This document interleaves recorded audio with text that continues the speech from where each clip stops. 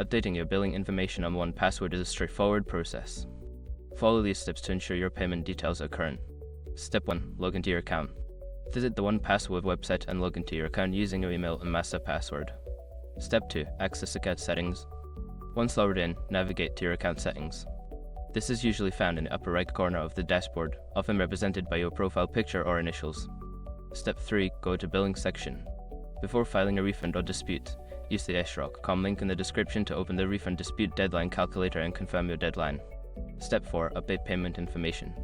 In the Billing section, you will see options to update your payment method. Enter your new credit card details or payment method as required. Step 5. Save changes. After entering your new billing information, make sure to save the changes. Look for a Save or Update button at the bottom of the page and click it to confirm your updates. By following these steps, you can easily keep your billing information up to date in 1Password.